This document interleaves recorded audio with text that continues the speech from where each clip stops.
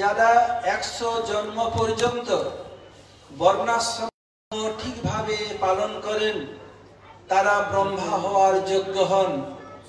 তদ্রূপ 100 বার ব্রহ্মার কাজ করলে পর তিনি শিবত্ব প্রাপ্ত করার যোগ্য লাভ করেন। যখন কোনো যোগ্য জীব ব্রহ্মার কাজের জন্য পাওয়া যায় না, তখন ভগবান বিষ্ণু নিজে ব্রহ্মার কাজ করেন। যে যোগ্য যে জীব যে ব্রহ্মার কাজ করেন তাকে বলা হয় কি বৈরাজ ব্রহ্মা। আর যিনি বিষ্ণু হয়ে কাজ করেন তাকে বলা হয়, এটা ভুলে গেছি, পরে মনে হলে বলে দেব।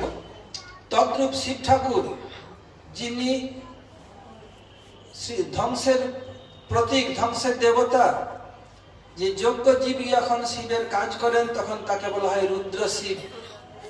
আর যখন ভগবান নিজে শিবের কাজ করেন তখন বলা হয় সদাশিব। রুদ্র শিব 11 জন। যখন কৃষ্ণ জন্মগ্রহণ করেছেন, শিব ঠাকুরের ইচ্ছা হলো একটু আমি প্রভু লীলা দর্শন করে আসি। শিব ঠাকুরের বাহন কি বলুন তো? ষাঁড়। ওর নাম কি? নন্দী। আর শিব ঠাকুরের এক নাম হলো নন্দীশ্বর। ওই নন্দী, ওই ষাঁড়ের ঈশ্বর হলো নন্দীশ্বর। তিনি কৈলাস থেকে ষাঁড়ে চড়ে এলেন। এসে কি করলেন? নন্দগ্রামে এক স্থানে আছে যোগিয়া কুণ্ড, ওখানে ষাঁড়কে রেখে দিলেন। বিশাল লোক ভয় করবে। দিয়ে উনি নিজে ত্রিশূল নিয়ে, আর বাঘের চামড়া পরে আছে, আর পুরো শরীরে ছাই ভস্ম মাখানো, সাপ আছে। এসে মা যশোদার ঠিক দরজার সামনে ত্রিশূলটা গেড়ে দিয়েছে। দিয়ে বলছে অলোক নিরঞ্জন, অলোক নিরঞ্জন। মা যশোদার যে চাকরানীগণ ছিলেন তারা ভিক্ষা দেওয়ার জন্য, যেমন এখানে চাল দেয় না, ব্রজে আটা দেয়, আটা ঘি সবজি মশলা যে দিতে এসছে, বলে আমি এসব ভিক্ষা নিব না। কি ভিক্ষা চাই? বলে মায়ের লালাকে, মায়ের ছেলেকে দর্শন করতে এই ভিক্ষা চাই আমি। আর সেটা বিরাট লম্বা চওড়া শরীর, সাপ ফসফস করছে, আর পুরা শরীর সব ত্রিশূল ডমরু, কেমন দেখাচ্ছে। মা যশোদা জানলা দিয়ে উকি মেরে দেখছে, দেখি গলা তো ভীষণ তেজ। বলছে মই বুড়ি को डर लग रहे हो है, मैं अपने लाला उनको दर्शन नहीं कराऊंगी। বলছে আমি একজন বুড়ি মেয়ে, আমাকে দেখে ভয় লাগছে, আমার ছেলেকে আমি দর্শন করাবো না। ছেলে তো কাঁদবে, চমকে চমকে রাত্রে উঠবে, আমি দর্শন করাবো না। কৃষ্ণ এখন বাৎসল্য রসের দ্বারা বদ্ধ হয়ে আছেন। মা যদি দেখাতে না চান, কারো হিম্মত নাই কৃষ্ণ দর্শন করবেন। বলে দর্শন করাবে না? বলছেন না, কোনো ক্রমে দর্শন করাবো না, তো যা ইচ্ছা করে নে। দর্শন না করাও, ঘর থেকে কাউকে বেরোতে দিব না, পেচ্ছা পায়রা সকলের বন্ধ। মা বলছেন আমি রাজরানী, আমার রাজমহলে 11টা দরজা আছে, 11টা, বুঝেছিস যোগী? আমি যে কোনো দরজা দিয়ে যাবো আসবো। বলছে মাইয়া मैं भी कम नहीं हूँ, मेरा भी 11 रूप है, আমার 11টা রূপ আছে। সব যে একটা একটা যা বসে থাকবো, কি করবে তুমি দেখবো আমি। বলে আমি দর্শন করাবোই না। তখন কি করলেন? ঠিক আছে, নিয়ে চোখ বন্ধ করেছেন, কৃষ্ণ ধ্যান পূজন দিয়ে ডমরু বাজাচ্ছেন। ডমরু আছে না, যখন ডমরু বাজাতে আরম্ভ করলো, কৃষ্ণ কাঁদতে আরম্ভ করলো। যখন ডমরু জোরে বাজায়, কৃষ্ণ জোরে কাঁদে। ঠিক ওর সঙ্গে তাল মিলিয়ে, যেমন আমার কীর্তন করছে সুনীল প্রভু, ঠিক ও তাল আছে, কোন তালে উপরে আছে, নিচে যাচ্ছে, সারে গামা পাধানি আছে না, সারে গামা সারে গা রে গামা গামা পা পাধানি ধানি সা সা নি ধানি রা পা ধা মা পা গা রে গা রে সা সা সা সা। তো এরকম ই করছে, যেমন বাজাচ্ছে তালে তালে, কৃষ্ণ উপর নিচে কাঁদছে। তখন মা যশোদার কোন সখী বলছেন, দেখ এই যোগী কিছু জানে, যেমন বাজাচ্ছে ছেলেটা এইভাবে কাঁদছে, বল দর্শন করাবি বলে দে। তাহলে ঠিক আছে, দর্শন করাবো, বন্ধ কর, বাজাবি না। যে বাজানো বন্ধ, কৃষ্ণ কাঁদছে না, মায়ের কোলে হাসছে। ঠিক করলেন কৃষ্ণ। আচ্ছা কৃষ্ণের রং কেমন বলুন তো? রাধারানীর মধ্যে চকচকে পরিষ্কার নাকি? কি রঙের? শ্যামবর্ণ। যেমন জল বৃষ্টি যখন মেঘ হয় ওই ধরনের রং, নবীন শ্যাম বলা হয়েছে। তো কি হয়েছে, কৃষ্ণকে মা কুলায় একটা কালো কম্বলের উপরে আর একটা কালো কাপড় দিয়ে নিয়েছেন। ছোটবেলায় কি করতেন মায়েরা, তেল লাগিয়ে কুলায় দিয়ে দিত রোদে। এখন তো সব মানে নাই, করে না, ওই যে রোগ হচ্ছে। তো কি হয়েছে, ওইরকম করে তারপরে কাজল খুব মোটা মোটা একদম, এই বসো ওই কথা শুনুক, চন্দন দিয়ে ভিড় পড়েছে। পরে দিবে, আবার চন্দন দিতে হয়, দিবে একটু পরে, হরি কথা হয়ে যাবে। দেখো তখন কি হয়েছে, তারপরে কৃষ্ণের চোখে খুব মোটা মোটা, এই পাশ থেকে কান পর্যন্ত কাজল লাগিয়ে দিয়েছে, খুব মোটা মোটা করে। তারপরে কপালটায় চাঁদের মধ্যে বিরাট একটা কালো কাজল দিয়ে করেছে, এখানে করেছে। হাতে কালো সুতো, পায়ে কালো সুতো দিয়ে আর একটা কালো কাপড়ে ঢাকা দিয়েছে। এই যে দেখবেন মায়েরা ছেলেকে সাজিয়ে গুজিয়ে একটা কালো ফোঁটা দেয় কেন, যাতে নজর না লাগে। এটা প্রথম আবিষ্কার করেছেন যশোদা মা, ওই সময় থেকে দাপর যুগ থেকে চলে আসছে। তারপর হয়েছে কি, এনে মা বলে যোগী দেখ দেখ, তুলে সঙ্গে 2-4 ঢাকা দিয়ে দিয়েছেন, দিয়ে নিয়ে চলে গেছেন। শিব ঠাকুর কৃতকৃত হয়ে গেছেন। এখন দর্শনে চলে যাচ্ছে, নিজের বলদ থেকে ষাঁড়কে নিয়ে আবার চলে যাবেন কৈলাসে। মা যশোদার অনেক সখীরা ছিল, তো বলে দেখ যশোদে, এই যোগী কিছু তন্ত্রমন্ত্র জানে, এক কাজ কর, ওকে বল এখানে থাকুক। বলে কি করবে, বলে যখন তোর ছেলে কাঁদবে ও দর্শন দিবে, সরষা পুড়িয়ে দিবে, লবণ পুড়িয়ে দিবে, ঠিক হয়ে যাবে। ঠিকই বলেছিস। আর সেটাও লম্বা চওড়াই, তত বড় পা ফেলে ফেলে চলে যাচ্ছে। আর মা যখন সখীরা না চাকরে দৌড়াতে পারছে না, দৌড়াচ্ছে পারে নাকি, বলছে ও যোগী যোগী। কৃষ্ণ শিব ভিজে দাঁড়াকে, क्या बात है, যোগী চলো नंद भवने में, योगी चलो नंद भवने में। क्यों, यशोमती माँ बुलामे बुलामे बुलामे। तो यशोमती माँ डाकছেন, क्यों, कारण क्या है, बाकुलाल को नजर लगी है, बाकुलाल को नजर लगी है, तो पेराइनुन करबा में। ওনার ছেলেকে নজর লেগে গেছে, তোমাকে সরষা পোড়া করে দিতে, লবণ পোড়া করে দিতে হবে। শিব ঠাকুর দেখছেন, ভালোই তো, আরেকবার দর্শন করতে পারবো। যখন এসছেন বলছে যোগী তোকে যেতে এখানে থাকবি, রহে রহে যোগী नंद भवन में, रहे रहे जोगी नंद भवन में, ब्रज में बास की जो। বলছেন যোগী তুই নন্দ ভবনে থাক, এখানে ব্রজবাসী হয়ে যা। मैं क्या करूंगा, जब जब बाकू लाला रो में, जब जब बाकू लाला रो में, तब तब दर्शन दीजो। যখন ছেলেটা কাঁদবে তখন দর্শন দিবে। শিব ঠাকুর দেখলেন, this is my golden chance, and golden chance knock your door once in a lifetime। এই তো সুবর্ণ সুযোগ, আর সুবর্ণ সুযোগ জীবনে একবার আসে, বলে আমি হাত ছাড়া হতে দেবো না। কিন্তু একটা কন্ডিশন দিচ্ছেন, বলে যে জন কৃষ্ণ ভজে সে বড় চতুর। যারা কৃষ্ণের ভজন করেন খুব চতুর হন। ঠিক আছে, বলছেন দেখো মা, আমি তো যোগী, পাহাড় পর্বতে বন জঙ্গলে থাকি, ওই রাজভবনে বাস আমার পছন্দ হয় না। বলে না, আমার থাকতেই হবে। বলে একটা কাজ করতে পারি, তোমাদের রাজভবনে থাকবো না, কিন্তু আমাকে রাজ এরিয়ার মধ্যে ওই ভবনের নিচের জায়গা দিতে হবে, তাই দেবো। বলে তো জায়গাটা করে দেবো আমি। বলে তাই নয়, যখন তুমি ছেলেকে স্নান করাবে না, ছেলের স্নানের জল যেন মাথায় পড়ে।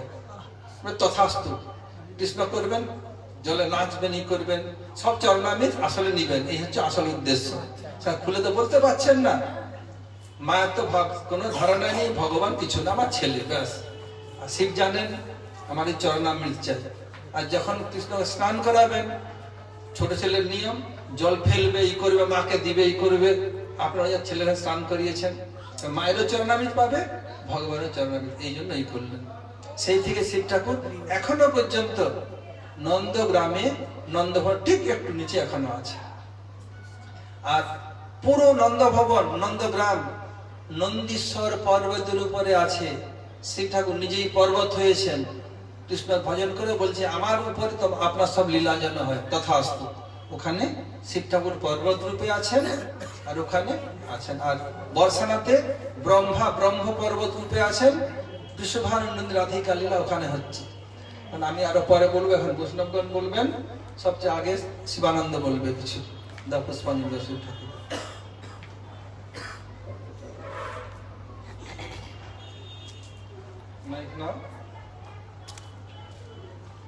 একজন ব্রহ্মচারী একজন সন্ন্যাসী ভাবে চলবে।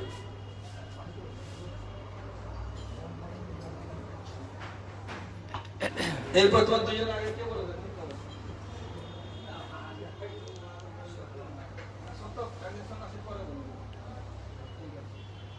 ছাড়িয়া বৈষ্ণব সেবা নিস্তার পেয়েছে কেবল। পরমহংস বলে বৈষ্ণব ছাড়া নিস্তার হয় নাই, তো যে ওর পরে বলছে বৈষ্ণব মহারাজ বলবে।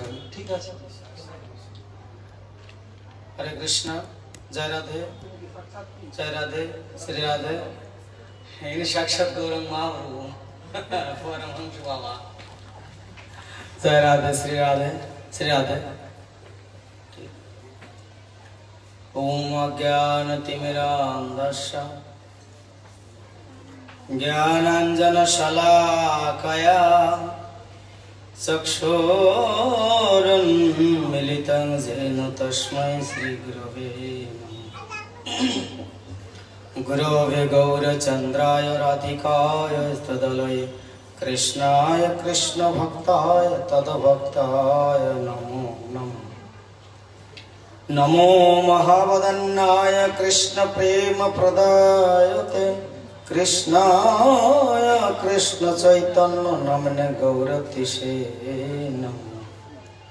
हे कृष्ण करुणा सिंधु दीनबन्धो जगत्पते गोपेश गोपिका कान्त राधाकान्त नमोस्तुते। तप्त कांचन गौरांगी राधे वृंदावनेश्वरी वृषभानुसुते देवी प्रणमामि हरिप्रिये। जयतां श्रुतौ पंगर्मम मंदमतिर्गते मत्सर्वस्य पदाम्बुजौ राधा मदन दिव्यादि वृंदारण्यकल्पद्रुमाधव श्रीमाता रत्नगार सिंहासनस्थौ श्री श्री राधा गोविंद दिव्यौ पृष्ठले विश्वमन्नौ स्मरा श्रीमान रास रसरं विवंशि वट तटस्थितौ कर्षण बेनुर्षणर गोपी गोपीनाथ श्रीयास्तनम वृंदाय तुलसीदेवै प्रियाय केशवश्च कृष्ण भक्ति प्रद देवी सत्यवत्यै नमो। भक्ताभिनय अपराध लक्ष्य क्षिप्ताश कामादि तरंग मध्ये कृपामयि त्वां शरणं प्रपन्ना वृन्दे नमस्ते चरणारविन्दम्।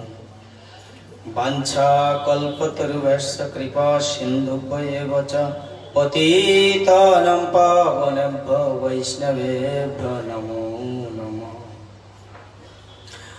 हरे कृष्ण कृष्ण कृष्ण हरे हरे हरे राम राम राम हरे हरे। सबाई बोलुन हरे कृष्ण कृष्ण कृष्ण हरे हरे हरे राम राम राम हरे हरे। सर्वग्रस्मदीय गुरुपाद पद्म ओम विष्णु पादष्टोत्र सदस्य श्री श्रीमद भक्ति वेदांत नारायण गोस्वामी महाराज तथा विष्णु पादष्टोत्र सदस्य अभिन्न गुरुपाद पद्म परमहंस परिव्राजकाचार्य दंडी स्वामी शिला गुरुदेव बामन गोस्वामी महाराज रहित के रातुल चरण सरजामा अनंत अनंत कोटि साष्टांग दंडवाद प्रणाम ज्ञापन करी तनारा नित्यलीला प्रविष्ट থাকিয়া আমাদেরকে सदा सर्वदा कृष्ण भक्ति प्रदान करुन। ओ मंचस्थ मध्य शिक्षा गुरु वर्तमान आचार्य भक्तिवेदांत तीर्थ महाराज भक्तिवेदांत माधव महाराज तनादेर चरण आमार जुगल चरण दंडवाद प्रणाम ज्ञापन करी। मंचस्थ वैष्णव महाराज परमहंस महाराज এবং অন্যান্য বৈষ্ণবগণ, ব্রহ্মচারীগণ, সতী সজ্জনবৃন্দ সকলের চরণে আমার যথাযোগ্য দণ্ডবাদ প্রণাম জ্ঞাপন করি। এই মায়ের দানে তো আমরা বহু বছর আসছি, আর এইভাবেই বাবা আমাদেরকে বৈষ্ণব সমাগম করান এবং সেই সঙ্গে সঙ্গে এখানে শিব চতুর্দশী আমরা সুন্দরভাবে পালন করে থাকি এবং আপনারাও সেই সঙ্গে উদযাপন করেন। তো আমি এই পর্যন্ত কোনোদিন এরকম সবাই আমি এখানে বলি নাই, তবু মহারাজ আদেশ করেছেন শুধুমাত্র একটু পুষ্পাঞ্জলি দেওয়ার জন্য।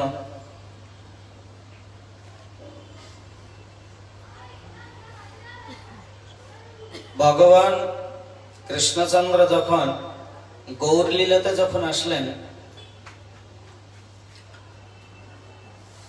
মহাপ্রভুর লীলায় যখন এসেছেন, মহাপ্রভু যখন যখন যেখানে যেখানে লীলা করেছেন সেখানে সেখানেই শিব ঠাকুর ঐরূপ ভাবে তিনি এসেছেন। একটু আগেই আপনারা শ্রবণ করেছেন পূজ্যপাদ মহারাজের শ্রীমুখ দিয়ে যে দ্বাদশ লিঙ্গ আর একাদশ রূপ ভগবান শিব ঠাকুরের। তো এখানে মহাপ্রভু যখন এই কলিতে এসেছেন তখন দেখুন হরিয়ের ক্ষেত্রে আছে, হরি হওয়ার ক্ষেত্রে তিনি সেখানে লীলা সাধন করছেন। আবার প্রৌঢ় মাতলায় সেখানেও শিব ঠাকুর আছেন, সেখানেও লীলা সাধন করছেন। এবং এই যে কাশীনগর, এই যে কাশীনগর আছে কাকদ্বীপের পাশে, এটা নয়, মথুরাপুর থেকে যেতে হয় যে কাশীনগর, শ্রীমান মহাপ্রভু গঙ্গা যেভাবে অতিবাহিত হয়েছেন ঠিক সেইভাবেই মহাপ্রভু এসেছিলেন। বারাইপুর, খাড়ি, তারপরে কাশীনগর, রায়দিঘ হয়ে ওইভাবেই মহাপ্রভু সোজা চলে গেছেন মেদিনীপুরের উপর দিয়ে, ঝাড়খণ্ড হয়ে তারপরে নীলাচলে চলে গেছেন। তো এর ভিতরে দেখা যায় বহু জায়গায় এইরকম শিব ঠাকুর তিনি মহাপ্রভুর লীলাও দর্শন করতে তিনি উৎসুক। তো মহাপ্রভুর লীলা দর্শন করছেন আর সেখানেই ভজন সিদ্ধি লালসার ভেতরেই তিনি আছেন। তখন এই শিব ঠাকুর তিনি হলেন, বলছে আমাদের আদি গুরু হচ্ছেন শিব ঠাকুর। এই শিব ঠাকুরের আরাধনা অনেক জায়গায় দেখা যায় যে বৈষ্ণবগণ করেন না বা চতুর্দশীও করেন না, অনেক জায়গায় দর্শন করা যায়। কিন্তু আমাদের গুরুকে সর্বপ্রথম গুরু হচ্ছেন শিব ঠাকুর, তিনি মহাবৈষ্ণব। শিব পার্বতী সংবাদে পার্বতী দেবী জিজ্ঞাসা করছেন শিব ঠাকুরকে, প্রভু এতদিন জানতাম যে আপনি একমাত্র ঈশ্বর, আপনি আবার কার ভজনা করেন? তো সেখানে শিব ঠাকুর তিনি বললেন যে দেখো পার্বতী, আমি প্রভু না, আমার উপরে আরেকজন প্রভু আছেন, তিনি হলেন আমার প্রভু। তো তিনি কে? বলছেন তিনি অনাদির আদি গোবিন্দ, তিনি সর্বকারণের কারণা, ঈশ্বর পরম কৃষ্ণ সচ্চিদ আনন্দ বিগ্রহ বললেন। তিনি কে? ব্রজের ব্রজেন্দ্র নন্দন শ্যাম সুন্দর। আর সেই ব্রজের ব্রজানন্দ শ্যাম সুন্দরের আমি নাম করি এবং তানারই আরাধনা করি। এইরূপ ভাবে তিনি সেখানে বলছেন যে যদি আরাধনা যদি করতে হয় তো বিষ্ণু আরাধনা করতে হবে। আরাধনা না বিষ্ণু আরাধনা, তা আরাধনা যদি করতে হবে তো বিষ্ণুর আরাধনা করতে হবে। তো আদি গুরু আমাদের শিব ঠাকুর তিনি দর্শন করিয়ে দিয়ে গেলেন, আমাদের চেতনা করিয়ে দিয়ে গেলেন আমাদের। তো এখানে দেখুন সেই পৌণ্ডর নামে যে একজন ভক্ত ছিলেন, সেই ভক্ত তার একজন বন্ধু ছিলেন কাশীশ্বর। তো সেই কাশীশ্বর তার সাথে যুদ্ধ করে সে কাশীতে আজকে মেরে দিলেন। আমি শর্টে বলে যাচ্ছি, আরো 4-5 জন আছেন বক্তা। তো কাশীশ্বরকে মেরে দিলেন। মেরে দেওয়ার পরে ওখানে তো স্থান নাই শিব ঠাকুরের কাশীতে। তো সেখান থেকে গঙ্গা দিয়ে ভাসতে ভাসতে এসে তিনি এই শতমুখ যেখানে আছে কাশীনগরে, বারাইপুর রেখে এসে তারপর যে কাশীনগর, মোটামুটি কাশীনগরে ওখানে গঙ্গার শতমুখ মহাপ্রভু সেখানে চরণ চিহ্ন রেখেছেন। সেখানে ছত্রভোগ, সেখানে যখন ভোগ লাগিয়েছেন তখন ছাতা ধরে সেখানে ভোগ লাগিয়েছেন। তো মহাপ্রভুরকে ভোগ লাগিয়ে সেখানে মহাপ্রভুকে প্রসাদ পাইয়েছেন। সেখানে মহাপ্রভুর এখনো পর্যন্ত চরণ চিহ্ন আছে সেখানে। আজ সেই লীলাও দর্শন করার জন্য শিব ঠাকুর ওই জল দিয়ে ভাসতে ভাসতে এসে ওখানে ঘাটে ওখানে রইলেন। এজন্য জল দিয়ে ভাসতে ভাসতে এসেছেন, তার জন্য ওই শিব ঠাকুরের নাম হয়েছে অম্বুলিঙ্গ শিব ঠাকুর। অম্বু অর্থাৎ জল। তো জল দিয়ে ভাসতে ভাসতে এসেছেন বলে তার নাম অম্বুলিঙ্গ শিব ঠাকুর। এই অম্বুলিঙ্গ শিব ঠাকুর ওখানে বসেও তিনিও ওখানে ভজন করছেন। ওখানে অন্ধমুনি ঠাকুর তিনিও ওখানে বসে ভজন করেছেন সকলেই।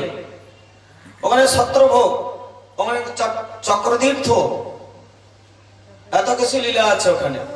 আরো ত্রিপুরা দেবী ত্রিপুরাও সেখানে ভজন করছেন এইরূপ ভাবে। যখন আমার শিব ঠাকুর গেছেন তখন আমাকেও যেতে হবে সেখানে। তো এইরূপ ভাবে ভগবান শিব ঠাকুর তিনি লীলাবিলাস দর্শন করার জন্য বা ভজনের জন্য, ভজন সিদ্ধি লালসা করার জন্য তিনি এসেছেন। তো এই অম্বুলিঙ্গ শিব ঠাকুর ওখান থেকে আবার চলে যেতে চাইছিলেন। কোথায়? কাশীর থেকে এসেছেন উনি, কাশীতে চলে যেতে চাইছিলেন। তো ওখানে একজন অত্যন্ত দারিদ্র ব্রাহ্মণ ছিলেন ওই কাশীনগর এলাকায়। অত্যন্ত দারিদ্র ব্রাহ্মণের মাত্র একটি গাভী ছিল। সেই গাভীর দুধ বিক্রয় করে তিনি সংসার চালাতেন। আর সেই গাভীটি রোজ চুরি করে করে ওই অম্বুলিঙ্গ শিব ঠাকুরের মাথার উপরে দুধ দেন। ব্রাহ্মণ এটা জানতেন না। ব্রাহ্মণ বলে দুধ কম হয় কেন, আমার সংসার চলছে না ঠিক মতো, দুধ কম হয় কেন। এইরূপ ভাবে তিনি একদিন লুকিয়ে লুকিয়ে গাভীর পিছে পিছে গেলেন। যাওয়ার পরে দর্শন করছেন যে গাভী আপনার বাটের থেকে দুধ পড়ছে।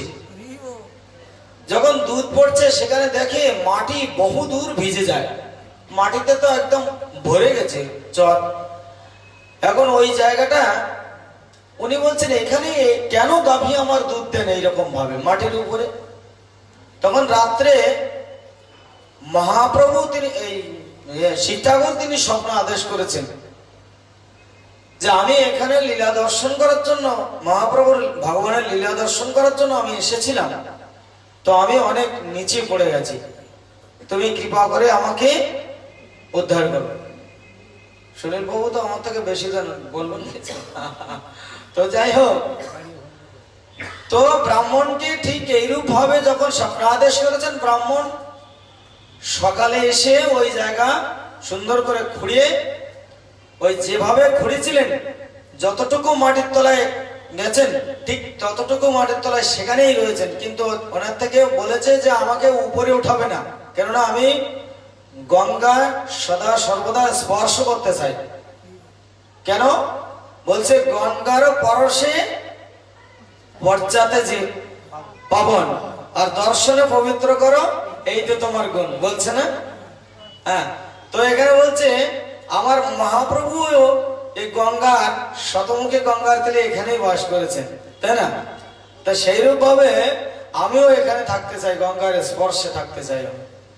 তো এখনো পর্যন্ত আপনারা সেখানে যাবেন, সেই যে অম্বলিঙ্গ শিব ঠাকুরের মাথার উপরে এখনো এরকম ভাবে জল থপ থপ থপ থপ করে আপনি হাত দিবেন, তাহলে এরকম থপ থপ থপ থপ করবে এখনো পর্যন্ত। আমরা কাশীনগর এলাকায় গেলে আমরা সেখানে যাই, নগর সংকীর্তন নিয়ে আমরা সেখানে পূজা আদি করি।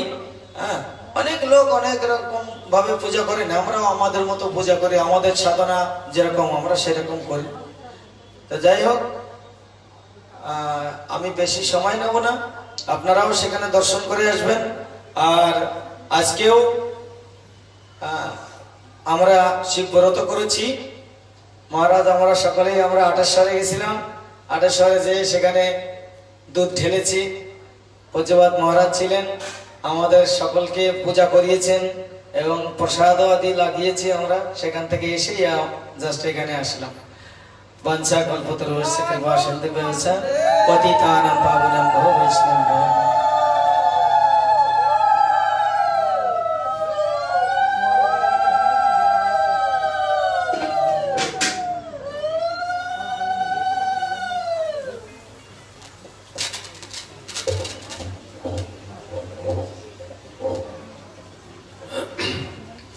ज्ञानतिमिरान्धस्य ज्ञानाञ्जनशलाकया चक्षुरुन्मिलितं येन तस्मै श्रीगुरुवे नमः। वाञ्छाकल्पतरुभ्यश्च कृपा सिन्धुभ्यैव च पतितानां पावनेभ्यो वैष्णवेभ्यो नमो नमः। नमो महावदन्याय कृष्ण प्रेम पदायते कृष्णाय कृष्ण चैतन्य नाम्ने बोलते नमः। हरे कृष्ण कृष्ण कृष्ण हरे हरे, हरे राम राम राम हरे हरे। আমি সর্বপ্রথম মধ্যে গুরুপাদ পদ্ম বিষ্ণুপাদ নিত্যলা প্রবিষ্ট ভক্তিবেদান্ত শ্রীমদ ভগবান গোস্বামী চরণে ষষ্ঠাঙ্গ দণ্ডবত জ্ঞাপন করি। তৎপশ্চাৎ বিষ্ণুপাদ নিত্যলা প্রবিষ্ট ভক্তিবেদান্ত শ্রী নারায়ণ গোস্বামী মহারাজের চরণে ষষ্ঠাঙ্গ দণ্ডবত জ্ঞাপন করি।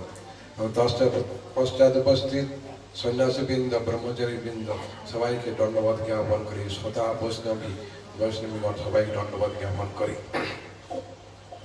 তো আজ দ্বিতীয় দিন শিবের ব্রত গতকাল অনেকেই শিবের ব্রত করেছেন, আজকেও অনেকেই শিব ঠাকুরের ব্রত করছেন। দক্ষ যজ্ঞের সভাতে কিছু সাফাসাফি হয়েছিল।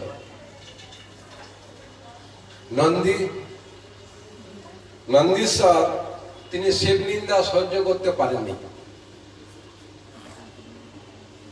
তো শিব নিন্দা এটা একটা অপরাধের মধ্যে। আমাদের যে নামাপরাধ আছে, 10 প্রকার নামার অপরাধ আছে, তার মধ্যে শিব নিন্দা এই অপরাধ আছে। মানে শিবকে যদি আমরা স্বতন্ত্র ঈশ্বর বুদ্ধি মনে করি, শিব আদি দেবতাগণ, শিব এবং দেবতা ইন্দ্র আদি দেবতাগণ, এদেরকে যদি আমরা স্বতন্ত্র ভগবান, যেমন কৃষ্ণ একজন স্বতন্ত্র ভগবান, সেই প্রকার শিবকেও যদি মনে করি তিনিও ভগবান, স্বতন্ত্র ভগবান।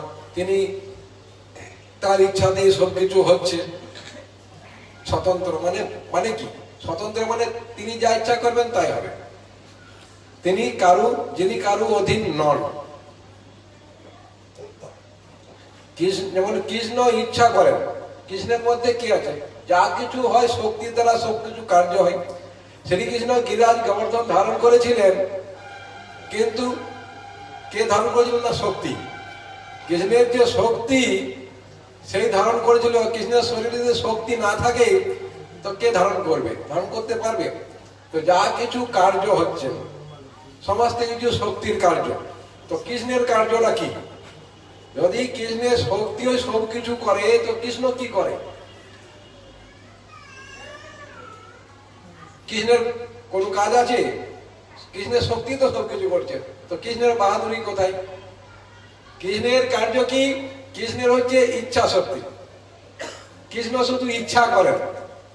কি ইচ্ছা করেন? কৃষ্ণ যা ইচ্ছা করেন, কৃষ্ণের শক্তি সেই কার্যটা সম্পন্ন করেন। কৃষ্ণ যদি ইচ্ছা না করবেন তো কৃষ্ণের শক্তি কার্য করবে না। কৃষ্ণ ইচ্ছা করলেন গোবর্ধন ধারণ করব, তাই কৃষ্ণের শক্তি গোবর্ধন ধারণ করলো।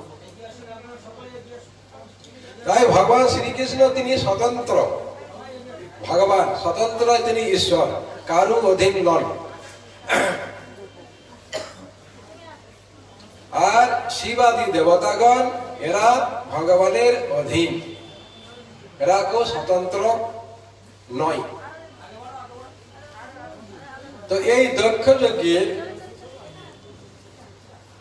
যজ্ঞের মধ্যে নন্দীশ্বর দক্ষ প্রজাপতি শিব নিন্দা করছিলেন।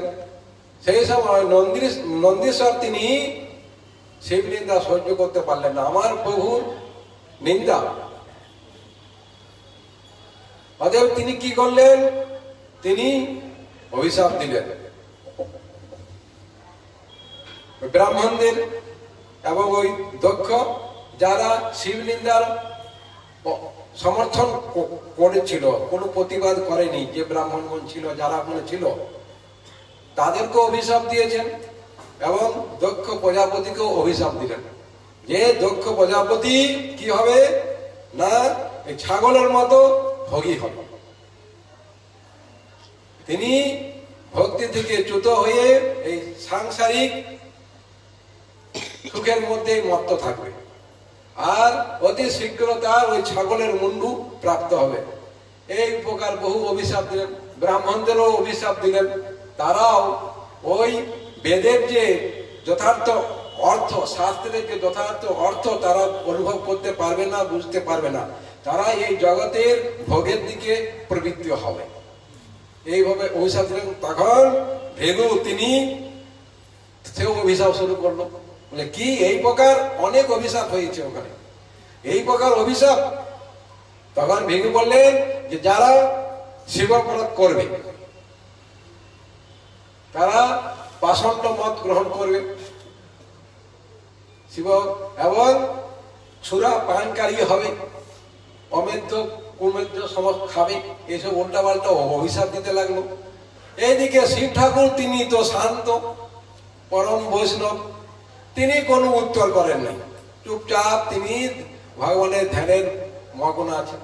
তিনি দেখলেন এই তো মহা বিশাল কাণ্ড হয়ে যাবে, একদম মুখে মুখে অভিশাপ সাপ চলছে, এবার তো হাতাহাতি শুরু হয়ে যাবে পরে। তাই শিব ঠাকুর কিছু না বলে ওখান থেকে উঠে গেলেন, প্রস্থান করলেন। তার সঙ্গে শিবের যত অনুচর ছিল, শিবের ভক্তরাও শিবের সঙ্গে চলে গেলেন। তো এই প্রকার সাপাচাপি হয়েছে ভাগবতের মধ্যে।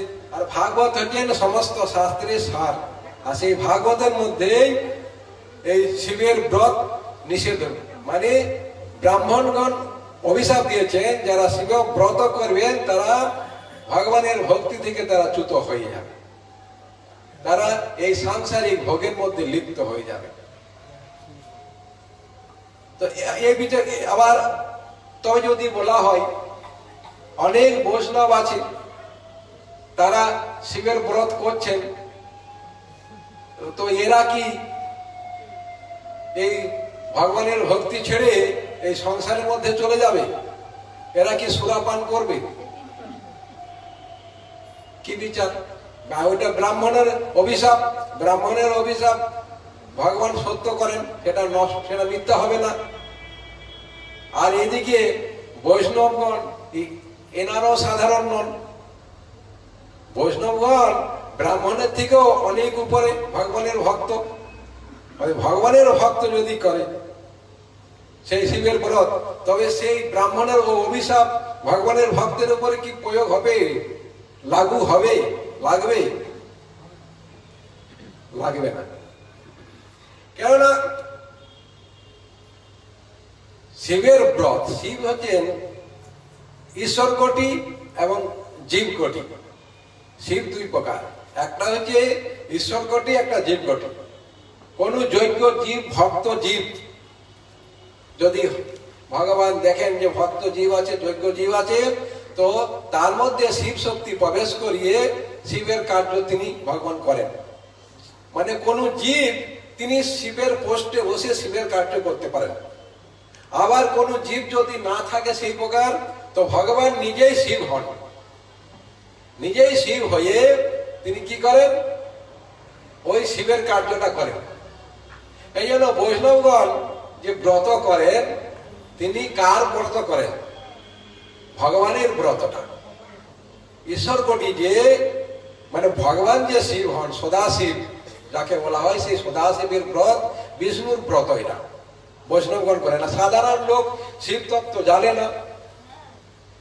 এই জন্য সকাম এই সংসারের কামনা বাসনা নিয়ে পাষণ্ড মত গ্রহণ করে তারা শিবের ব্রত করে। এই জন্য শিব ঠাকুর তিনি পরম দয়ালু। এই সম্বন্ধে যেগুলো মাধব মহারাজ আরো বিশেষ বিচার দেখাবেন। তো শিব ঠাকুর তিনি পরম দয়ালু, পরম কৃপালু। তিনি একটুতেই প্রসন্ন হয়ে যান। শিব ঠাকুরের শরীর গতকাল আমরা শ্রবণ করেছিলাম, শিব ঠাকুরের যে শরীরের মধ্যে ভস্ম ছাই আছে, ওটা কোথায় পেল শিব ঠাকুর? কোথা থেকে পেয়েছেন? কোন ছাই, কোন ভস্ম শরীরের মধ্যে তিনি লাগিয়ে রেখেছেন? বলছেন যে ভগবানের ভক্তগণ যারা ভজন করেন, ভক্তগণ বিষ্ণুর ভক্তগণ, তাদের যে দাহ সংস্কার হয়, আর সেই দাহ সংস্কারে যে ভস্ম ছাই, সেইটাই শিব ঠাকুর শরীরের মধ্যে লাগায়। তো ওইটা কি? সাধারণ প্রাকৃত বস্তু, পবিত্র বস্তু। আর শিবের গলার মধ্যে যে অস্থির মালা আদি দেখবেন, ওই বৈষ্ণবগণের যে অস্থি, সেই অস্থি তিনি শরীরের মধ্যে ধারণ করেন। অতএব শিবের যে অস্থি মালা, ওই আমরা ফুলের মালা নিয়েছি, আর শিব ঠাকুর সেই বৈষ্ণবগণের যে অস্থি মানে হাড়, শরীরের যেসব বৈষ্ণব দাহ সংস্কার আদি হয়েছে, সেই শ্মশানে এসে যে হাড়টার পড়ে থাকে, সেইগুলো গলার মধ্যে তিনি ধারণ করেন। আর শিব ঠাকুর দেখুন কত দয়ালু, কত কৃপালু। ভগবানের প্রতি তার কত স্নেহ প্রীতি, ভগবানের কত ভক্তি। শিব ঠাকুরের পূজা কি ফুল দিয়ে হয় বলুন তো? ধুতরা ফুল দিয়ে, আর বেল পাতা দিয়ে। তুলসী পাতা দিয়ে শিব ঠাকুরের পূজা হয়? হয় না, ধুতরা ফুল দিয়ে। তার শিব ঠাকুর তিনি দেখলেন, আমি যদি তুলসী পাতা গ্রহণ করি বা অন্যান্য সুগন্ধি পুষ্প আদি গ্রহণ করি, তো আমার যে প্রভু আছে, কৃষ্ণ আছে, তার পূজার জন্য ফুলের অভাব হয়ে যাবে। যত ফুল পাতা সব আমাকে ঈশ্বর দেবে, ভগবানের আমার প্রভুর ফুলের অভাব হয়ে যাবে। তাই তিনি এমন একটা ফুল নিলেন, ধুতরা ফুল, যে ফুল দিয়ে কৃষ্ণের পূজা হয় না, ভগবানের পূজা হয় না। আর বেল পাতা দিয়েও কৃষ্ণের পূজা হয় না, আকন্দ ফুল। দেখুন ভগবানের যে প্রিয়, মানে ভগবানের সেবার বস্তুগুলো তিনি ত্যাগ করে দিলেন, যে এগুলো ভগবানের সেবা হবে, আমি সেটা কেন গ্রহণ করব? এই জন্য ভগবানের অত্যন্ত প্রিয় কে? শিব ঠাকুর। অতএব ভগবানকে যদি আমরা ভালোবাসতে চাই, ভগবানের যদি কৃপা পেতে চাই, তো শিব ঠাকুরের সঙ্গে আমাদের কি করতে হবে? বলছেন মধ্যম বৈষ্ণবের চারটা লক্ষণ দেখা যায়। ভগবানের মৈত্রী, ভগবানের প্রেম, ভক্তে মৈত্রী, আর কৃপা, বালিশে কৃপা, আর দেশিতে উপেক্ষা। বলছেন ভগবানের সঙ্গে কি করতে হবে? ভগবানের সঙ্গে প্রেম করতে হবে।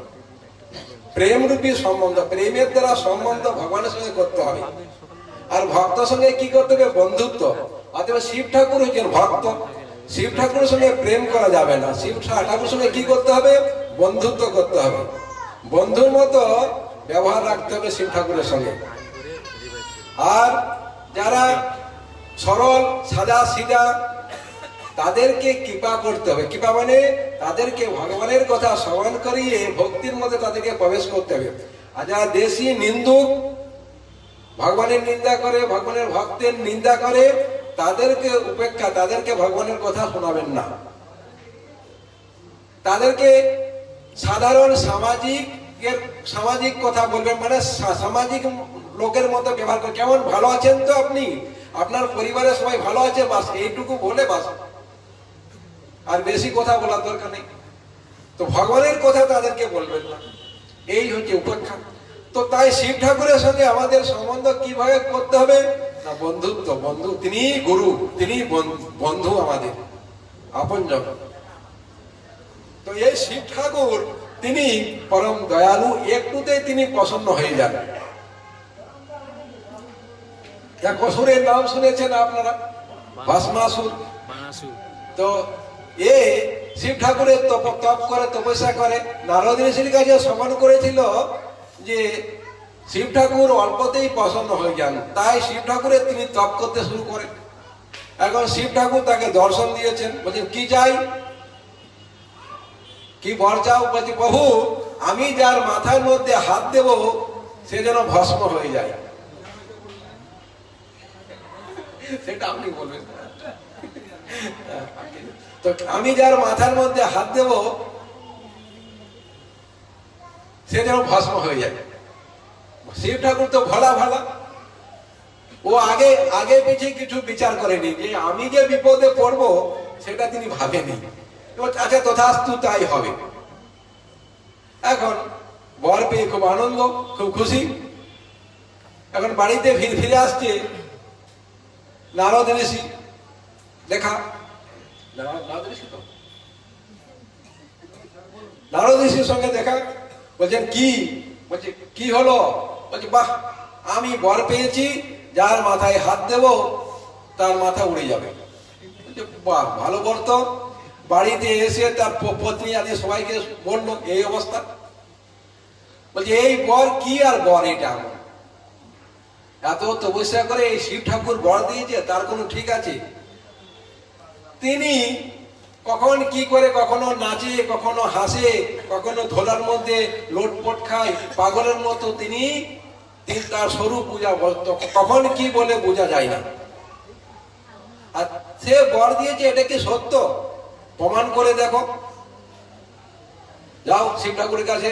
শিব ঠাকুরের কাছে গিয়ে বলছেন প্রভু, আপনি যে বর দিয়েছেন এটা সত্য কি মিথ্যা প্রমাণ করি, আপনার মাথায় হাত দিয়ে প্রমাণ করি। শিব ঠাকুর, সর্বনাশ, আমার মাথায় হাত দেবে, আমার বর প্রমাণ করবে সত্য কি মিথ্যা? শিব ঠাকুর দৌড়াচ্ছে, আর তার পিছনে পিছনে সেও দৌড়াচ্ছে। এখন দৌড়াতে দৌড়াতে অনেক জায়গায় ঘুরে ঘুরে কোথাও আর রক্ষা পায় না। অবশেষে ভগবানের কাছে গিয়েছেন, বিষ্ণুর নিকটে গেছেন। ভগবান তিনি বলছেন কি হয়েছে, তুমি এত দৌড়াচ্ছ কেন? বলছে ওই যে আমি বর দিয়েছি যে যার মাথায় হাত দিবে সে ভস্ম হয়ে যাবে, তাই সে বরের পরীক্ষা করার জন্য আমার মাথার মধ্যে হাত দিতে চাই। ভগবান বলছেন আচ্ছা আচ্ছা ঠিক আছে, দাঁড়াও আমি দেখছি।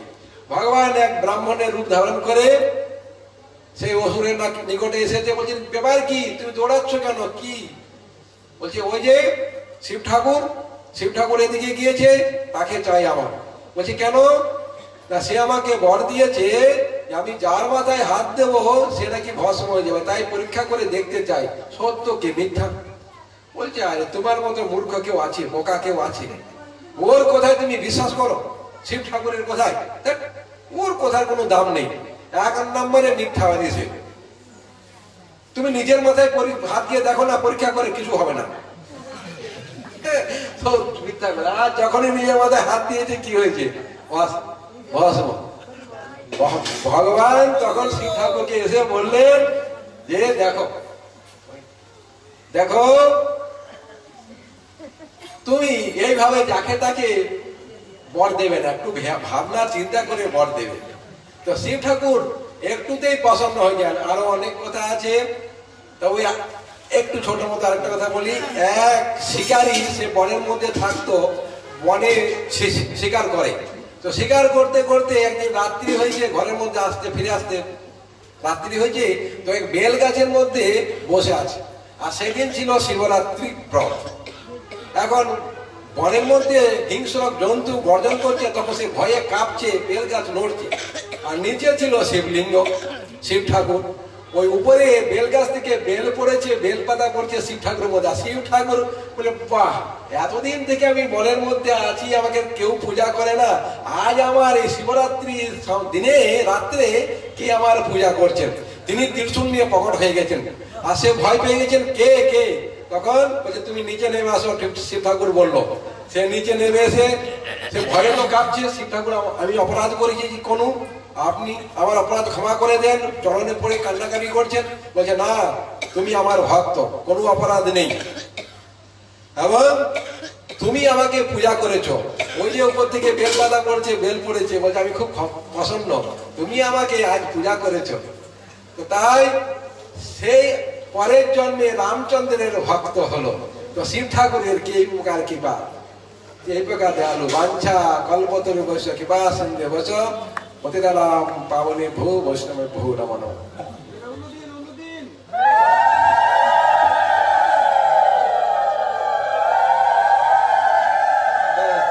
ঠিক আছে, খুব ভালো। আচ্ছা বলুন তো, নবদ্বীপ পরিক্রমায় কে কে আসবেন? হাত তুলুন তো।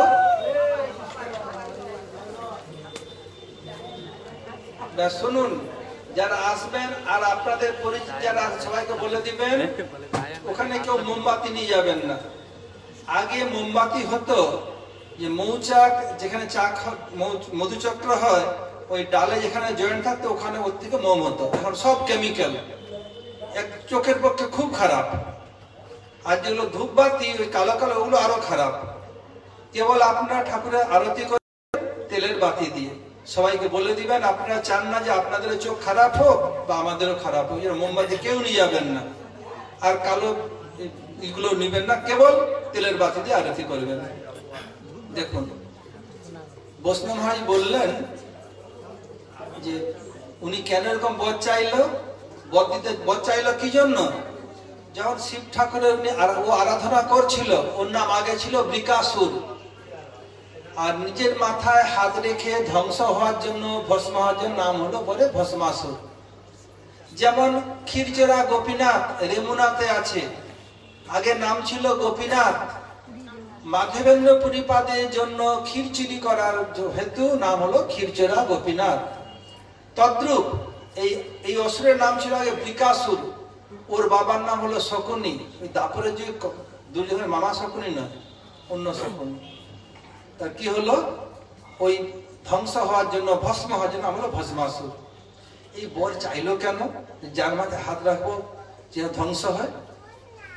যখন শিব ঠাকুর প্রকট হয়েছেন, বলছে বরং গ্রহী বর মাগ। দেখলেন শিব ঠাকুর পার্বতীর সঙ্গে, বাপরে বাপ, এত সুন্দরী, আমি তো অনেক জায়গায় ঘুরেছি, আমারও তো অনেকগুলো বউ আছে, এত সুন্দরী তো দেখি নাই। এই যে সুন্দরীকে আমি উপভোগ করতে পারি, আমার জীবন সার্থক হবে।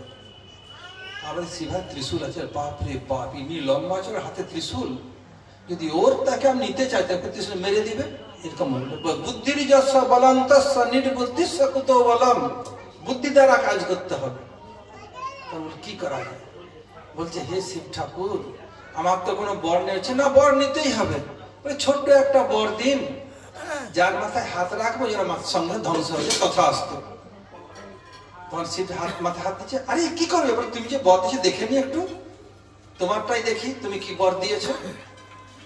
শিব ঠাকুর পালাচ্ছেন, শিব ঠাকুর ছুটছেন আর পিছনে তাকাচ্ছেন, আর ও অসুর তো জোরে ছুটছে, এই ধরবে এই ধরবে। বিপদে মধুসূদন, মধুসূদন বাঁচান বাঁচান। কৃষ্ণ প্রকট হয়ে গেছেন ব্রহ্মচারী রূপে। আর একটা টি জংশন, মানে এই রাস্তা, এখানে একটা রাস্তা, দুটো রাস্তা। কৃষ্ণ বললেন, তুমি এদিকে চলে যাও। চলে গেছেন, ওখানে ব্রহ্মচারী রূপে আছেন। বলছে, ব্রহ্মচারী, তুমি শিবকে দেখেছ? বলছে, কেন, শিব কি করবে? আরে বলো, তাড়াতাড়ি কাজ আছে, বলো না। বলবো, বলো তো কি খবর। বলছে, আমাকে না একটা বর দিয়েছে। কি বর দিয়েছে? যার মাথায় হাত রাখবো আমার সঙ্গে সঙ্গে ধ্বংস ছাই হয়ে যাবে। বলে, আরে বেকুব কোথাকার, এরকম হয় নাকি কখনো? শিবটা হলো কোনো মা বাপের ঠিক আছে নাকি? ওর কোনো কিছু ঠিক আছে? বলছে, any man can known by his companion. লোকটা কেমন, ভালো কি খারাপ, তার বন্ধু বান্ধবের সঙ্গে পরিচয় হলে জানতে পারবেন। যদি কেউ ভালো হয় তার বন্ধু বান্ধব ভালো হবে, যদি কেউ মদ্যপ হয়, মাতাল হয়, তার বন্ধু বান্ধবরা মাতাল হবে, যদি কেউ চোর হয় তার বন্ধু বান্ধব চোর হবে। ভূত পিশাচের সঙ্গে থাকে, এরকম ঠিক আছে? বলে কার একটা যার সঙ্গে থাকে, কার এইটুকু মাথা, পেটটা বড়, কার বিরাট মাথা আর শরীরটা একদম দুবলা পাতলা, এটা ঠিক আছে নাকি? বিশ্বাস করে নিলে, আরে তুমি শকুনির বেটা, শকুনি কত বুদ্ধিমান, ওকে করে বিশ্বাস করলে। আরে নিজের মাথা হাতটা থেকে দেখো না। বলছি এটা কে এত সুন্দর কথা বলছে? বলে যখন আমার বিবাহ হয়েছিল, আমার ফুলসজ্জা রাত্রিতে আমার পত্নী এত সুন্দর কথা বলে না, এত মিষ্টি মিষ্টি, এত সুন্দর মিষ্টি কথা বলছে, কেটা এটা? আপনারা জানেন, আপনার বিবাহ আছেন ফুলসজ্জা রাত্রি, আমাদের চেয়ে ভালো জানেন। তারপরে আমার শালিরাও তো সুন্দর কথা বলে নাই। দেখি তো নিচে সত্যি হাত দিয়ে, যে হাত দিয়ে সঙ্গে সঙ্গে ভস্ম। তারপরে সেইটার পেছনে ডাকলেন, কখনো এরকম আর বর দিবে না, একটু জেনে শুনে বিচার করে বর দিবে। এরপর আরো সব ব্রহ্ম বৈষ্ণব বলে মাঝে মাঝে বলবো। এখন আমাদের সত্য প্রভু কিছু শোনাবে, সত্য যাও, সত্য সত্য কথাই বলবে। আর এখানে আমরা আগামী পরশু দিন আমাকে যেতে হবে লক্ষ্মী জনার্দনপুর, তীর্থ মহারাজের বাবাকে আমি কথা দিয়েছি, ওখানে আসবো। তো এখানে কে কে যেতে চান বলুন তো, আমাদের এখান থেকে শুনবো, চলবেন পরশু সকালে?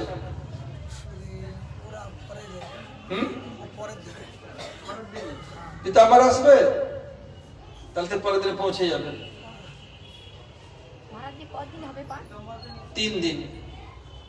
আমি কাউকে জোর করব না, বৈষ্ণবগণ নিবেদন করতে পারি, জোর করতে পারি না।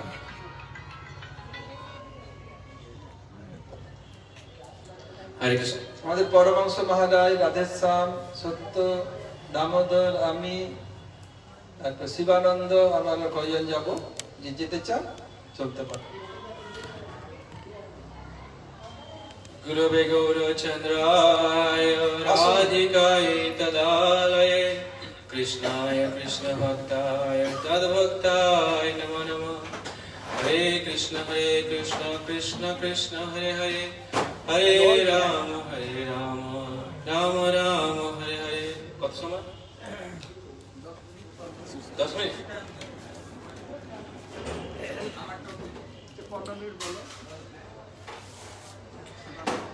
কালকের মহারাজজি বলেছিলেন, সর্বপ্রথম আমি আমার গুরু পাদ এবং নিত্য বৈষ্ণব বিষ্ণুপাদ অষ্টদশ শ্রীমদ ভক্তি বেদান্ত নারায়ণ গোস্বামী মহারাজ, তৎপশ্চাৎ শিক্ষা গুরু বিষ্ণুপাদ অষ্টদশ শ্রীমদ ভক্তি বেদান্ত মাধব মহারাজ এবং বিষ্ণুপাদ অষ্টদশ শ্রীমদ ভক্তি বেদান্ত তীর্থ মহারাজ, and the Vaishnav সন্ন্যাসীগণ and our Vaishnav বৃন্দ, my গুরু ভ্রাতা, গুরু শিষ্য সবাইকে আমার যথাযোগ্য প্রণাম and শুভেচ্ছা। তো কাল থেকে আমরা শিবরাত্রি শিবজির সম্বন্ধে শুনছি। কালকে মহারাজজি বলেছিলেন যে মহারাজজি শিব তত্ত্ব সম্বন্ধে কি বলেছেন আজকে বলতে হবে। তো এটা প্রথমে বলছি, তারপর যদি টাইম থাকে তারপরে আর কিছু বলবো।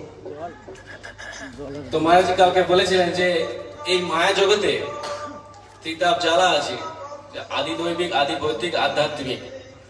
এই ত্রিতাপ জ্বালা থেকে উদ্ধার পেয়ে ধামে গেলে বা যেখানে গেলে আর ফিরে আসতে হবে না, যদ্গপ্তা নিবর্তন্তে তদ্ধাম পরমম মম। তো তার জন্য শিবজির দরকার আমাদের, ওনার আশীর্বাদ, ওনার আশীর্বাদের দ্বারাই সম্ভব। এই মায়া জগতে থাকতে হলেও ওনার আশীর্বাদ চাই। তো শিবজি এই জগতে কি করে শিবজি আলেন, ভগবানের যে সৃষ্টি কি করে করলেন সেটা মহারাজজি কালকে বলেছিলেন কি বামে অঙ্গাত অশ্রীজাত বিষ্ণু, বামে অঙ্গাত অশ্রীজাত বিষ্ণু, দক্ষিণে অঙ্গাত প্রজাপতি, জ্যোতির্লিঙ্গ ময়া শম্ভু, কুচ্ছ দেশে অবস্থিত। তো বামে অঙ্গাত, তো বাম অঙ্গ থেকে ভগবান যখন কারণদশায় বিষ্ণু চিন্তা করলেন কি সৃষ্টি করবেন, তো তখন বাম অঙ্গ থেকে তোমার ক্ষীরদশায় বিষ্ণু এলেন। ক্ষীরগোসাই বিষ্ণু যিনি ক্ষীর সমুদ্রে সবসময় আছেন আর সবার পালন করছেন। আর মানে যে বলেছিলেন যে আমাদের যে পালন পোষণ হচ্ছে, যে দুগ্ধ আসছে ওনার থেকে সরবরাহ হচ্ছে, ওর থেকে উনি পালন পোষণ করছে সবাইকে। আর বলে দক্ষিণ অঙ্গ, ডান অঙ্গ থেকে গর্ভদশায়ী বিষ্ণু এলেন। গর্ভদশায়ী বিষ্ণু, যার গর্ভদশায়ী বিষ্ণু নাভি কমল থেকে ব্রহ্মার উৎপত্তি। ব্রহ্মা আমাদের আদি গুরু। আর উনি যত ব্রহ্মাণ্ড আছে, অনেকগুলো ব্রহ্মাণ্ড আছে, তার মধ্যে প্রত্যেক ব্রহ্মাণ্ডের মালিক হচ্ছেন গর্ভদশায়ী বিষ্ণু। আর ওই প্রত্যেক ব্রহ্মাণ্ডের গুরু আর সৃষ্টিকর্তা ব্রহ্মা। সব ব্রহ্মাণ্ডে একজন করে ব্রহ্মা আছে। তো ওনার সৃষ্টিকর্তা হচ্ছে ব্রহ্মা, আর ওই ব্রহ্মা এসছেন নাভি কমল থেকে, এই জন্য কমল জনিত। তো তারপরে এসছেন ওরা ললাট থেকে, কর্চাদেশ ললাট থেকে এই শিবলিঙ্গ বা শিব এর উৎপত্তি হয়েছে, যার জ্যোতির্লিঙ্গ বলা হয়েছে। জ্যোতির্লিঙ্গ ভগবান মহারাজ কালকে বলেছিলেন কি জ্যোতির্লিঙ্গ মানে প্রকাশ, জ্যোতি। এই যে প্রকাশ স্বরূপ সোনার একটি সোনার ডিমের মতো ছিল, সোনার ডিমের মতো থাকার আর প্রকাশ স্বরূপ হওয়ার জন্য জ্যোতির্লিঙ্গম বলা হয়েছে। তো এই সর্বজগৎ ওই জ্যোতির্লিঙ্গম শিবেরই আধার, ওখান থেকে ওনার আধার দ্বারাই সবকিছুর অবস্থান। তো বলছেন যে ওই জ্যোতির্লিঙ্গ বা শিবজি প্রকৃতির সঙ্গে সংযোগ হওয়ার পরে এই সৃষ্টি শুরু হয়েছে। এই সৃষ্টি যত আজকে যা কিছু দেখা যাচ্ছে, গাছপালা, জীব জন্তু, আমরা সবাই ওর থেকেই শুরু হয়েছে। তো আর বলেছিলেন যে হচ্ছে শিবজি নিজে কিছু পরেন না, ছাই ভস্ম করে থাকেন, কারণ উনি অ্যাকচুয়ালি বৈষ্ণবানাং যথা শম্ভু, মানে বৈষ্ণবদের মধ্যে প্রধান হচ্ছেন শম্ভু, শিবজি। তো আমরা দেখছি যে যখন মহাপ্রভুর সময় স্বয়ং শিবজি এই জগতে এসেছিলেন, মহাপ্রভুর আগেই এসেছিলেন অদ্বৈত আচার্য রূপে। মহাবিষ্ণু জগৎকর্তা অবতার এবং অদ্বৈত আচার্য ঈশ্বরে অদ্বৈত আচার্য ভক্তি সংসরণ ভক্তি। তো মায়া বিষ্ণু জগৎকর্তা সবারই কর্তা আছে ভগবান বিষ্ণু।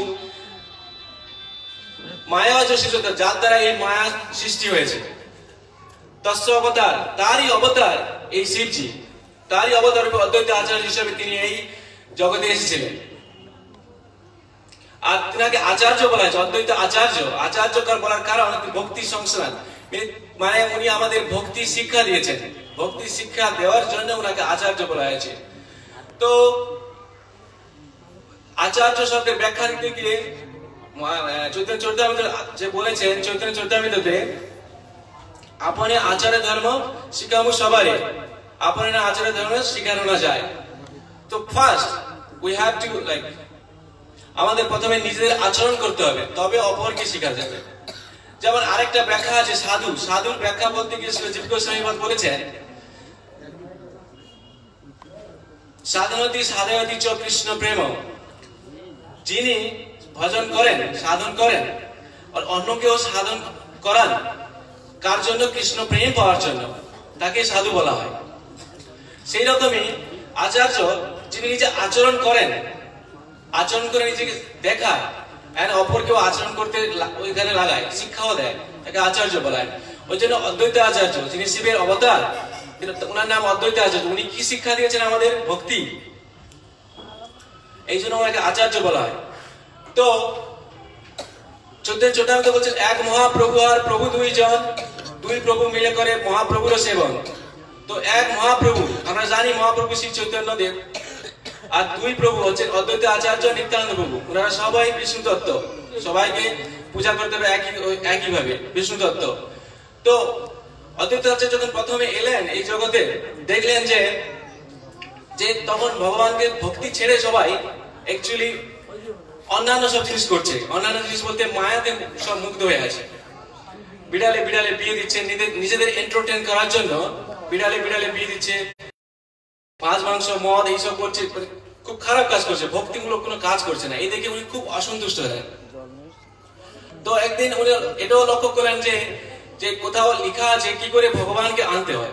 মানে ভগবান এক জায়গায় বলেছেন কি তুলসী দল মাত্র জলস শ্লোকেন বা বিক্রীণিত সমাত্মানাং ভক্তব্য ভক্তবৎসল্য তুলসী জল কেন বা চুলো কেন বা বলছে একটি পাম ফুল জল আর তুলসী যদি ভগবানকে দান করা হয় প্রতিদিন, ভগবান তার নিজেকে সেই ভক্তের কাছে বিক্রি করে দেয়। তো উনি এটা শুনে বিশ্বাস তো ওনার আছে, বিশ্বাস শুনে তবে থেকে উনি কি করলেন, শুরু করে দিলেন ওই জল দান করা ভগবানের। গঙ্গায় যেতেন স্নান করতেন আর জল দিতেন। তো ডিটেলস অনেক আছে। তো ওই থেকে অদ্বৈত আচার্য ওইখান থেকে ভগবানকে ডাকতে শুরু করলেন, কারণ উনি চান কি ভগবান তাড়াতাড়ি আসুন। তো 4 যুগ সত্য, ত্রেতা, দ্বাপর, কলি, এই 4 যুগে ভগবান সবসময় কলির যুগের শেষে আসে। কিন্তু অদ্বৈত আচার্য স্বয়ং ভগবান শিব উনি ডাকার জন্য মহাপ্রভু একচুয়ালি অবতীর্ণ হলেন কলির ঠিক প্রথম সন্ধ্যায়। আর এই কলিযুগকে ধন্য কলিযুগ বলা হয়, কারণ কেবল নাম সংকীর্তন দ্বারাই সবাই উদ্ধার হতে পারে এই জগৎ থেকে। অন্যান্য সময় সত্যযুগে, ত্রেতা, দ্বাপর, কলি অনেক অনেক বছর বলছে যে ওই যে বিকাশুর বলছে ভস্মাসুর হাজার হাজার বছর ধরে করে করছে তপস্যা। অনেক জায়গায় লেখা আছে 60,000 বছর ধরে তপস্যা করছে, তাই না? অনেক সময়, অত কিন্তু আমাদের পরমায়ু নাই। তাই কেবল হরিনাম সংকীর্তন দ্বারা এ সম্ভব। আর হরিনাম সংকীর্তন কিভাবে সম্ভব? বৈষ্ণব সঙ্গে। আর শিবজি হলেন বৈষ্ণবানাং যথা শম্ভু। তো উনি যে বৈষ্ণব আমাদের শিক্ষা দিয়েছেন, এখানে ইনি মহাপ্রভুকে ডাকলেন আর তার সঙ্গে সঙ্গে আমাদের জন্য উপকার করে গেলেন। মহাপ্রভু এসে এটা দিলেন না, নাম সংকীর্তন করে এই জগৎ থেকে উদ্ধার হয়ে যাও। তার মানে কত বড় জিনিস শিবজি আমাদের দান করে দিলেন, তাই না? আর বৈষ্ণবানাং যথা শম্ভু, আর তারপরে বলা আছে বৈষ্ণব এব গুরু। তো উনি গুরুও ছিলেন, সমস্ত বৈষ্ণবী গুরুর মধ্যে পড়ে। তো উনি গুরুও ছিলেন, গুরু আমাদের শিক্ষাও দিচ্ছেন কি যে ভস্ম কৃমি এই শরীর কোনো মূল্য নাই, তাই উনি ভস্ম করে আমাদের দেখাচ্ছেন, সবসময় ভস্ম গায়ে লাগিয়ে থাকেন। কারণ এই শরীরের যে লাগে শেষ পর্যাপ্ত মানে লাস্ট সময় কি হয়, ভস্ম ছাইয়ে পুড়ে ভস্ম হয়ে যায়। তো উনি আমাদের এটাও শিক্ষা দিচ্ছেন। তার সঙ্গে সঙ্গে মহারাজ এটাও বলেছিলেন কালকে কি যেভাবে উনি আমাদের দেখাশোনা করছে, দেখাশোনা বলতে যেরকম করে চাষিরা, উনি সব থেকে বড় চাষি, যেমন করে চাষিরা ধান কাটার পরে ধান তুলে নিয়ে আসে, ধান নষ্ট করে দিচ্ছে না, চাষটাকে নষ্ট করে দিচ্ছে না, ওই ধান নিয়ে আসছে বাড়িতে নিয়ে এসে ওই ধান কি করছে, খাওয়ার কাজে লাগছে, সবার কাজে লাগছে। চাষিরা বিক্রি করে তাই সবাই খেতে পায়, তাই না? তো এই করে কি করে শিবজি কি করে এই জগতে আমাদেরকে আনে, যাতে আমরা কি করি এখানে এসে ভজন করতে পারি। কারণ ভজন করার জন্য মনুষ্য জন্ম দরকার, অন্য জন্ম দ্বারা হবে না, কেবল মনুষ্য জন্ম। আর এই জগতে এসে ভজন করতে হবে, তবে গোলক বৃন্দাবনে যাওয়া সম্ভব। তো ভজন করতে হবে। আর বাদ বাকি যারা ভজন করছে না তাদেরকে ফির উনি নিয়ে গেছেন, নিয়ে গিয়ে রাখছেন, ফির আবার চাষ করছেন। যতক্ষণ পর্যন্ত উদ্ধার না হচ্ছে ততক্ষণ এই করতে আছে। তাই সব থেকে বড় চাষি বলা হয়েছে, তাই না? তো এটা কলিযুগে দেখলেন অদ্বৈত আচার্য উনি এইভাবে আমাদের খুব ভগবান মহাপ্রভুর সেবা করে আর আমাদেরকে উদ্ধার করার জন্য ব্যবস্থা করলেন। কলিযুগে আছে। তারপরে দ্বাপর যুগে মহারাজজি কালকেও বলেছিলেন, দ্বাপর যুগে ওখানেও দেখা যাচ্ছে গোপীশ্বর মহাদেব। গোপীশ্বর মহাদেব উনি ভগবানের সর্বযুগে উনি ভগবানের সেবা করে গেছেন। ওখানেও গোপীশ্বর মহাদেব উনি ওখানে রাসলীলা অংশগ্রহণ করার জন্য এসেছিলেন। তো অংশগ্রহণ করতে গিয়ে উনি করতে পারেন নাই, মানে কোনো কারণবশত, অনেক স্টোরি আছে বড়। তো তারপরে ভগবান ওনাকে আশীর্বাদ করলেন যে বৃন্দাবনে প্রবেশের জন্য তোমার অনুমতি ছাড়া সম্ভব নয়। তো এইখানে বলছেন যে যারা বৃন্দাবনে প্রবেশ করতে চায় পাঁচ স্পেশাল পার্সনের চাই, মানে আশীর্বাদ চাই, তবে বৃন্দাবন ধামে প্রবেশ সম্ভব। তো ওর মধ্যে শিবজি ছিলেন, শিবজি, বৃন্দা দেবী, পূর্ণমাসী দেবী আর যমুনা দেবী আর গিরিরাজ মহারাজ। তো ওনাদের আশীর্বাদ ছাড়া বৃন্দাবন ধামে ওই প্রবেশ করাবো। তো ওইখান থেকে উনি গোপীশ্বর মহাদেব হিসাবে ওখানে উনি গার্ড ধাম করছে, সিকিউরিটি। সমস্ত ধামে সবসময় উনি সিকিউরিটি হিসাবে আছেন, ভগবানের সিকিউরিটি গার্ড। তো গোপীশ্বর মহাদেব বুদ্ধেশ্বর হিসাবে উনি আছেন মথুরাতে, ফির হরিদেব হিসাবে উনি গোবর্ধন আছে। সব জায়গায় গেলে আমাদের প্রথমে শিবজির কাছে যেতে হয়, ওনার কাছ থেকে আশীর্বাদ কিনে উনি গুরু আর বৈষ্ণব, ওনার দ্বারাই সম্ভব। এটা হচ্ছে দ্বাপর যুগে হয়ে গেল।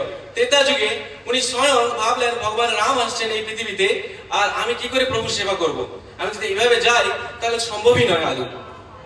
তাই আমরা যে হনুমানের কথা শুনি, যিনি ভগবানের সব থেকে বড় সেবা করেছেন, ওই হনুমান পবন পুত্র বলা হয়। ওনার সঙ্গে ওখানে দেখা যাচ্ছে কি ভগবান রামচন্দ্র নিজে পুল বাঁধছেন হনুমান সবাইকে দিয়ে, ওই কেবল পার করার জন্য। কিন্তু হনুমান কেবল ভগবানের রাম নাম নিয়ে ওখান থেকে চলে গেলেন, আর চলে গিয়ে সীতার খোঁজ নিয়ে চলে গেলেন, তাই না?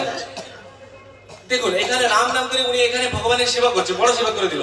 ফির যখন যখন একে মহিরাবণ ওরা রাম আর লক্ষ্মণকে লুকিয়ে নিয়ে চলে গেল, তখনও ওইখানে অ্যাকচুয়ালি হনুমানের কথা উনি এসে ওদের বাঁচিয়েছিলেন।